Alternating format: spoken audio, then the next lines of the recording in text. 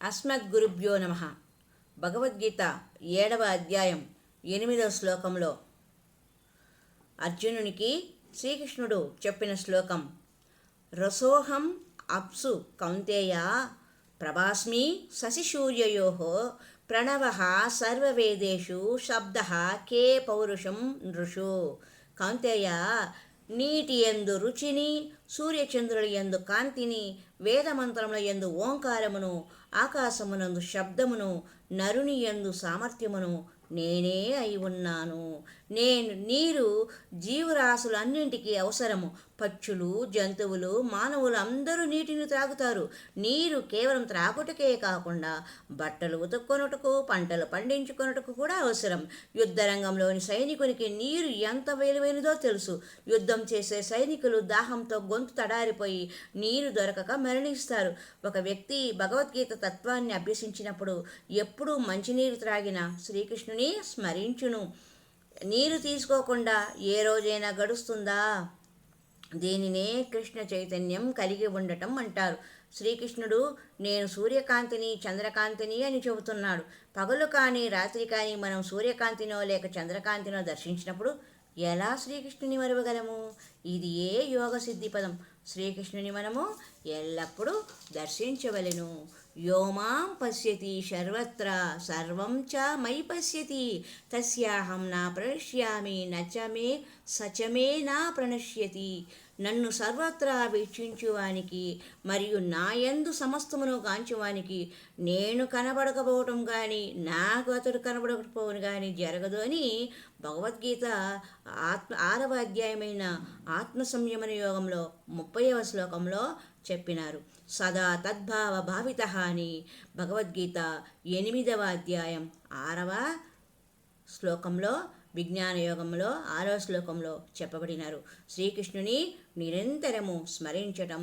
మనము ఈ పద్ధతిని ఎల్లప్పుడూ పాటించగలిగినచో శ్రీకృష్ణుని ఎన్నటికీ మరువలేము. శ్రీకృష్ణుడు మనలను ఎన్నడూ మరువడు. మనం ప్రాణం విడిచినప్పుడు శ్రీకృష్ణుని చేరుకోగలుగుతాం. మనం శ్రీకృష్ణుని స్మరించినప్పుడు శ్రీకృష్ణుని చేరకుండా మరి ఎక్కడికి వెళ్తాము? శ్రీకృష్ణుడు అర్జునుడితో కౌంతేయ ప్రతిజానీహి నామే భక్తః ప్రణశ్యతి అని భగవద్గీత రాజవిద్య రాజగుహ్యయోగమైన 9వ అధ్యాయం 31వ శ్లోకంలో, ఓ కౌంతేయ, ఈ విధముగా సదా నన్ను స్మరించేవాడు, నా నామస్మరణతో సంచరించేవాడు, స్మరించేవాడు నా భక్తుడు ఎన్నడనూ నశింపుడు అని ధైర్యముగా ప్రకటించును. శ్రీకృష్ణుని దృష్టికి మనం ఎప్పుడూ దూరము కారాదు. అదే జీవిత పరిపూర్ణత్వం. మనం అన్నింటినీ విస్మరించినను శ్రీకృష్ణుని విస్మరించరాదు. శ్రీకృష్ణుని స్మరించగలిగితే మనల్ని ఎవరూ నిరుపేదగా చూచినా మనం ఎల్లప్పుడూ సంపన్నులమే. శ్రీల రూప గోస్వామి మరియు సనాతన గోస్వామి గొప్ప విద్వాంసులు, సంపన్న మంత్రులైనను వారు అతి నిరాడంబరమైన జీవితాన్ని అంగీకరించారు. శ్రీవాసాచార్యుడు తన షడ్గోస్వామి అష్టకం 4లో 6 గోస్వాములను ఇలా కీర్తించారు. త్యక్త్వా తూర్ణం అశేష మండల పతిశ్రేణిం సదా తుచ్చవత్ భూత్వా దీన గణేశకౌ కరుణయా కౌపీన కందాశ్రితౌ గోపీభావరసామృతాబ్ది లహరీ కల్లోలమగ్నౌ ముహు వందే రూప సనాతనౌ రఘుయుగౌ శ్రీజీవ గోపాలకౌ.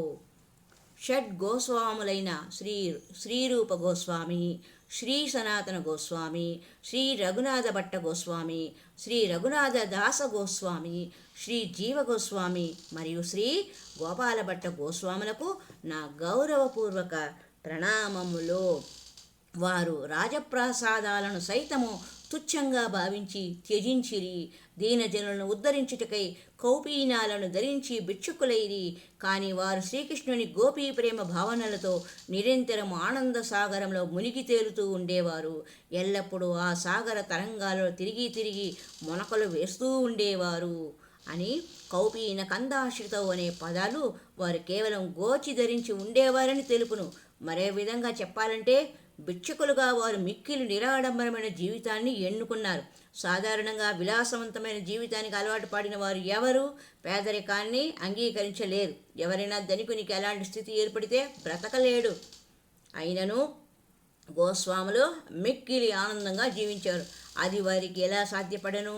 గోపీభావరసామృతాబ్ది లహరీ కల్లోల భగ్నో ముహు వందే రూప సనాతనో రఘుయుగో శ్రీజీవ గోపాలకౌ. నిజానికి వారు ఎల్లప్పుడూ సంపన్నులే. ఎందుకంటే వారు నిరంతరం గోపీ ప్రేమ రసభావ సముద్రంలో మునిగి తేలుతూ ఉంటారు. ఎవరైనా గోపికలతో శ్రీకృష్ణుని ప్రేమను స్మరించగలిగితే వారు ఎన్నడూ దేనిని కోల్పోరు. శ్రీకృష్ణుని దృష్టి నుండి దూరం కాకుండా ఉండుటకు అనేక మార్గాలు కలవు. కానీ శ్రీకృష్ణ భగవానుడి దృష్టి మనపై ఉన్నంతకాలం మనం దేనిని కోల్పోము అని చెప్పడం జరిగినది. హరి ఓం తత్సత్. హరే రామ రామ రామ హరే హరే, హరే కృష్ణ కృష్ణ కృష్ణ హరే హరే. హరి ఓం తత్సత్.